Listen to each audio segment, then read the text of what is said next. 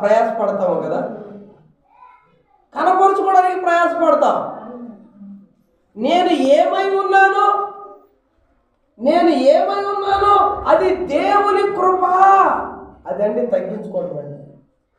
నీకు బిల్డింగ్ ఉండొచ్చు, నీకు ఆస్తి ఉండొచ్చు, నీకు ఐశ్వర్యం ఉండొచ్చు, నీ దగ్గర వెండి ఉండొచ్చు, బంగారం ఉండొచ్చు, ఇంకా 2-3 కార్లు ఉండొచ్చు. కొన్ని ఇళ్లలో ఇంట్లో ఎంతమంది ఉంటే అంతమందికి కార్లు ఉంటాయి. తప్పేం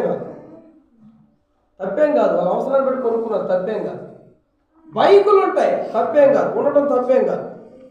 కానీ కలిగిన దానిని బట్టి నువ్వు అతిశయపడతావు చూసావా, అది చాలా ప్రమాదకరం. వాటిని అందరికీ కనపరుచుకోవడానికి ఆరాటపడుతున్నావు చూసావా, అది ఇంకా ప్రమాదకరం. పైపెచ్చు చూపించుకుంటూ ఏమన్నావంటే, నేనే కష్టపడ్డా, నేను కొన్నదే ఇది అని నీ గురించి నువ్వు చెప్పుకుంటావు చూసావా, అది దేవుని కన్నా ఎక్కువగా నువ్వు ఘనతను కోరుకుంటున్నాడు కాదంటారా? పౌలు ఏం చెప్పాడు? పౌలు సామాన్యుడు అనుకుంటారా? పరిశుద్ధ గ్రంథంలో 12-13 పుస్తకాలు రాశాడమ్మా ఆయన. మీరు చదువుతారా? బైబిల్ చదివేలకు అర్థమైంది. రోమా పత్రిక చదివారా? కొరింథీయులు 2 పత్రికలు చదివారా? ఎఫెసీ పత్రిక చదివారా?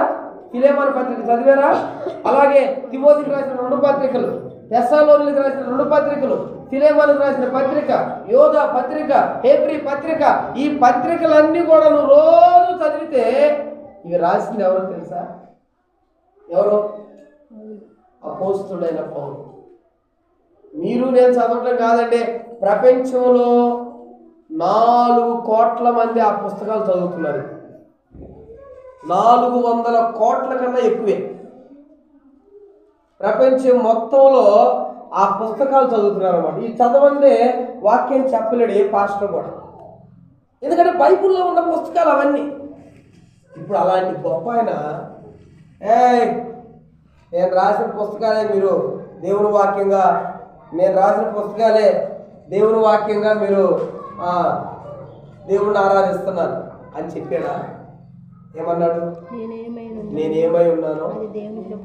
మామూలు విషయం కాదండి అది, మామూలు విషయం కాదు. ఒక 4-5 సంఘాలు కడితే ఆ పాస్టర్ని ఆపలేకపోతాం. ఒక మంచి ఇల్లు కడితే ఆయన ఆపలేకపోతాం. ప్రార్థనకి ఒక 100 మందో 200 మందో లేకపోతే 1000 మందో వెళ్తుంటే ఆ సేవకులు మనం పట్టుకోలేకపోతాం. పెద్ద